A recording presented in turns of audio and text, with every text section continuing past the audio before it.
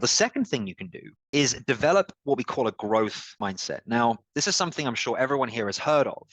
The expert in this is a lady called Carol Dweck, and she really dived into this by studying growth versus a fixed mindset. So what's the difference between these two? Well, when you think of a growth versus a fixed mindset, it really comes down, and I want you guys, as I go over this next couple of minutes, I want you to analyze yourself, because everything pivots down to whether you have a growth mindset or a fixed mindset, how you approach problem and unexpected and unmet expectations. So problems and unmet expectations, right? So whether you have a fixed or a growth mindset is dictated by how you handle these two things. So there are a bunch of studies done from 1999 to 2008.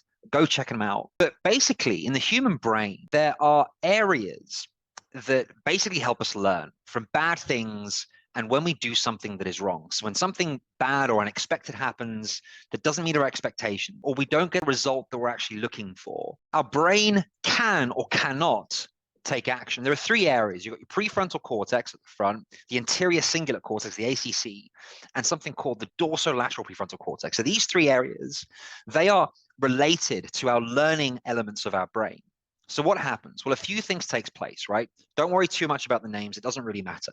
What's important is what happens with those that have a growth mindset and a fixed mindset. So pay attention. If you have a growth mindset, what you're going to do when you face a challenge is you're going to look at it as if it was a learning opportunity. So if you face a challenge, and a challenge is something that you generally find difficult, you're going to look at it as a learning opportunity. So ask yourself, did I, with the last challenge that I faced, view it as a learning opportunity? That's a binary answer. You either did or you didn't. That's number one. This is all for growth mindset, by the way. Now, the second thing is how somebody responds to negative feedback. How did you respond to it? If you have a growth mindset, you will respond to negative feedback as a learning opportunity.